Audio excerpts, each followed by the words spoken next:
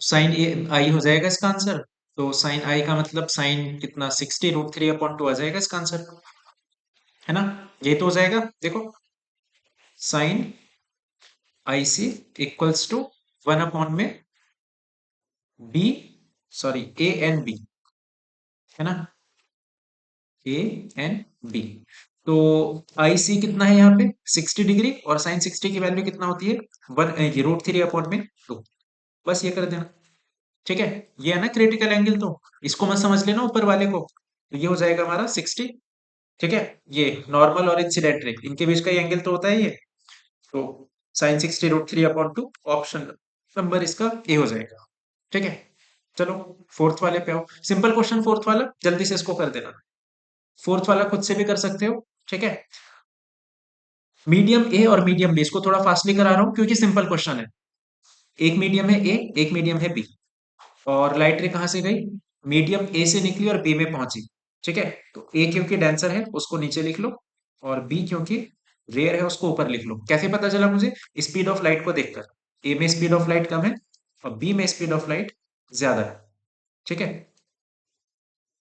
Light रे कहां से कहां गई, ए से बी में गई, क्रिटिकल एंगल पे गिर रही है, तो क्रिटिकल एंगल हमसे पूछा गया है। तो सिंपल ये तो फॉर्मूला बेस्ड है, sine I C equals to A N B. A N B को क्या लिखते हो, एन बी अपॉन में एन ए। इसको क्या लिख सकते हो, वी ए अपॉन में वी बी, है ना।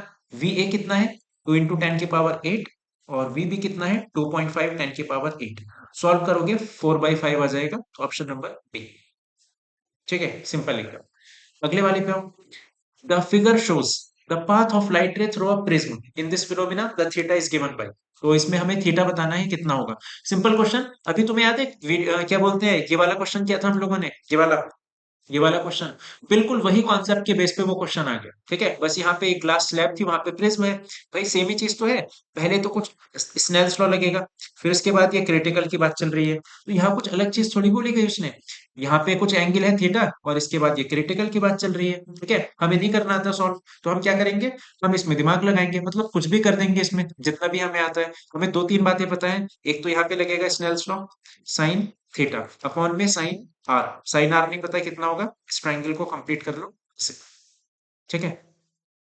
ये आर, और नॉर्मल और इंसिडेंट रे ये हो जाएगा क्रिटिकल एंगल, ठीक है। बस, तो sine theta upon sine r equal to refractive index. चलो इस पॉइंट पे लगा दो, sine I c, sine I C equals to 1/रिफ्रैक्टिव इंडेक्स।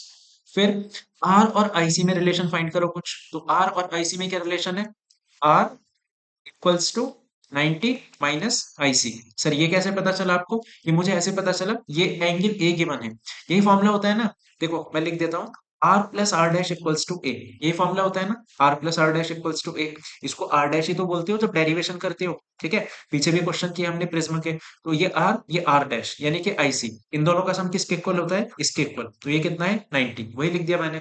तो आर कितना आ जाएगा 90 माइनस का आईसी, तो आर की जगह लिख दो 90 माइनस आईसी, यहाँ पे आर की जगह लिख दो 90 माइनस आईसी, दोनों इक्वेशन को सॉल्व वॉल्व करो, आंसर तुम्हें मिल जाएगा, ठीक है। तो इस इक्वेशन को उठा के लाओ, साइन थीटा, आर की जगह लिखो 90 माइनस आईसी, 90 माइनस थीटा कितना होता है कॉस थीटा, तो ये हो जाएगा हमारा cos IC. Equation number 1, equation number 2, दोनों इक्वेशन को डिवाइड करो। तो मैं ऊपर लिख रहा हूँ इक्वेशन 2, और नीचे लिख रहा हूँ मैं इक्वेशन 1, ठीक है। साइन थीटा अपॉन में कॉस आईसी, साइन थीटा ही तो फाइंड करना है हमें, तो इक्वेशन 1 को ऊपर लिख लो अपनी बार, क्योंकि हमें साइन थीटा फाइंड करना है। कोई सी भी ऊपर कोई सी भी नीचे लिख लो, ऐसा कोई फर्क नहीं पड़ेगा उससे, आंसर तो सेम ही आएगा सबसे, ठीक है। Sine I C equals to 1 upon में एन, तो 1 अपॉन एन, ये घूम करके ऊपर गया एन स्क्वायर। अब तो बस कैलकुलेशन, अब क्या ही करना है इसमें, साइन थीटा ये दोनों इधर आ जाएंगे, साइन आई सी कॉस आई सी। साइन आई सी की वैल्यू हमें पता है 1/n, और कॉस को हम लिख सकते हैं √1 माइनस साइन स्क्वायर थीटा। ये था ना वही क्वेश्चन, बिल्कुल सेम। तो इससे ये कट गया n, under root n² minus 1/n², n square नीचे वाले अंडर रूट से बाहर आके एन बन जाएगा, एन से एन कटा, अंडर रूट में n² माइनस के 1। ऑप्शन नंबर कौन सा हो जाएगा, under root n² minus 1, option number A, ठीक है। मैच कर लेते हैं आंसर, ऑप्शन ए √3/2 और 4/5, ठीक है। इसका सेकंड वाले का खुद से मैच कर लेना। और ये जो पहला ऑप्शन है, ये देखो, ये क्वेश्चन ही गलत था, ये लिखा है इसकी मार्किंग स्कीम में, ठीक है। इस पे 1 नंबर सबको मिला था, तो ये रिफ्रैक्शन देखो मैंने ठीक करा भी दिया इसको, इसका ऑप्शन 90 होता। अगर यहाँ पे लिखा होता रिफ्रैक्शन, क्योंकि बोर्ड वालों से मिस्टेक हो गई, रिफ्लेक्शन लिख दिया था हम लोगों ने गलती से, तो कोई ऑप्शन ठीक नहीं, क्योंकि रिफ्लेक्शन तो होता ही नहीं है क्रिटिकल एंगल में। ठीक है, तो अब तुम लोग खुश मत हो जाना कि हमारे टाइम पे भी ऐसा हो जाए कि क्वेश्चन में गलती आ जाए तो फ्री के नंबर मिलेंगे। ये चीज ना गलत होती है। क्यों? कोई क्वेश्चन गलत आ गया है ना, तो सिंपल सी चीज है, तुम्हारा आंसर तो नहीं आएगा, और तुम्हारा आंसर नहीं आएगा तो होपलेस हो जाओगे कि हम तो सब कुछ सही कर रहे हैं, कि आंसर क्यों नहीं आ रहा हमारा। तो इन चीजों में ना टाइम टाइम वेस्ट होता है। सोचने में तो ऐसा लगता है कि क्वेश्चन गलत आ गया तो फ्री के नंबर मिलेंगे, बट एक्चुअल में देखोगे ना तो क्या बोलते हैं, एग्जाम में तुम्हारे लिए ये गलत चीज है कि क्वेश्चन गलत आ गया, तुम सब कुछ सही लगा रहे हो, तो तुम्हारा दिमाग ना काम करना बंद कर देगा वहां पे। ठीक है, तो ऊपर से टाइम वेस्ट होगा फिर ऐसे क्वेश्चन में। तो दुआ करो कि ऐसे क्वेश्चन गलत ना आए। ठीक है, कभी पता चले उल्टा दुआ कर रहे हो कि हाँ क्वेश्चन गलत आ जाए तो सबको नंबर मिल जाएंगे, कितना बढ़िया है हमारे लिए। थोड़ा सा डिटेल में सोचा करो चीजों को, ये चीज घटिया है तुम्हारे लिए। आ जाओ, असर्शन पढ़ो, रीजन पढ़ो, सिंपल क्वेश्चन, जल्दी से इसको करके आगे बढ़ो। Done. Plane and convex mirror can not produce real image under any circumstance. बिल्कुल गलत है। स्टार्टिंग के पार्ट वन और पार्ट टू में था, ये चार पांच बार आ चुका क्वेश्चन। प्लेन और कॉन्वेक्स मिरर भी रियल इमेज बना सकते हैं कुछ स्पेशल कंडीशंस पे। Virtual image can not serve as an object to produce real image. Virtual image एक ऑब्जेक्ट की तरह बिहेव नहीं कर सकती रियल इमेज बनाने के लिए, ये भी बात गलत है ना।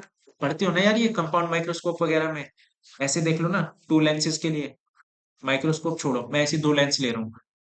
ये है हमारा, क्या बोलते हैं इसको, ये ऑब्जेक्ट है। ठीक है, मान लिया इस ऑब्जेक्ट की यहाँ पे कुछ वर्चुअल इमेज बनी, इसी तरफ मान लो इस ऑब्जेक्ट की कोई वर्चुअल इमेज बनी। अब ये इमेज तो सेकंड ऑब्जेक्ट, इसके लिए ऑब्जेक्ट का काम करेगी ना। ऐसे ही तो होता है, पहले की जो इमेज है वो दूसरे के लिए एक ऑब्जेक्ट का काम करती है। और ये इसका और बेस्ट एग्जांपल मैं तुम्हें दूं, और बेस्ट एग्जांपल दूं, जब तुम लेंस मेकर फॉर्मूला को डिराइव करते हो, ये सबसे बेस्ट एग्जांपल है। ऐसे करते हो ना लेंस मेकर फॉर्मूला को डिराइव, यहाँ पे ऑब्जेक्ट है और ये वाली लाइट रे यहाँ जा करके मिली, इसको आई डैश बोलते हो, वर्चुअल इमेज है। और ये वर्चुअल इमेज एक ऑब्जेक्ट का काम करती है इस सरफेस के लिए। ठीक है, तो फिर फाइनल इमेज यहाँ बन जाती है। कहने का मतलब एक वर्चुअल इमेज पहली सरफेस की इमेज दूसरे के लिए ऑब्जेक्ट का काम करेगी। अब वो इमेज रियल है या वर्चुअल है उस बात से कोई फर्क नहीं पड़ता। ठीक है, जिसने भी लेंस मेकर का डेरिवेशन किया होगा उसको बहुत अच्छे से ये बात पता होगी। ठीक है, और नहीं किया तो फिर से ये वीडियो तुम्हारे लिए नहीं है। मैंने पहले ही बोला है, सारे कॉन्सेप्ट, फॉर्मूला वगैरह ये सारी चीजें तुम्हें बहुत अच्छे से पता होनी चाहिए। ठीक है, तो सर आप क्या कराओगे बैठ के? भाई मैं क्वेश्चन करा रहा हूं। मैं तुम्हें छोटी छोटी जो गलती है तुम्हारी जो होने के चांसेस है, क्वेश्चन से फाइट कैसे करना है, इस पीवाईक्यू सेशन का ऑब्जेक्टिव वही है। ठीक है, कभी बोलो कि आप क्या करा रहे हो फिर। देखो, अब प्लेनो कॉन्वेक्स लेंस और होमवर्क ये दो, इसका मैं आंसर देख के लिख देता हूँ, मैच कर लेना। यार ये क्वेश्चन तो तुम नींद में भी कर दिया करो ऐसे, अब तो इतना काबिल बन चुके होगे ना रे ऑप्टिक्स में, है ना। 30-34 क्वेश्चन कर चुके हैं हम लोग।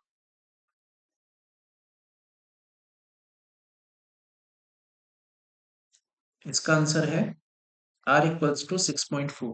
रेडियस ही पूछी है ना। चलो मैच कर लेना। होमवर्क इसका तो पूरा सॉल्यूशन ही डाल रखा है नीचे। हाँ इसको करो, इसको करते हैं, जल्दी ट्राई करो इसको।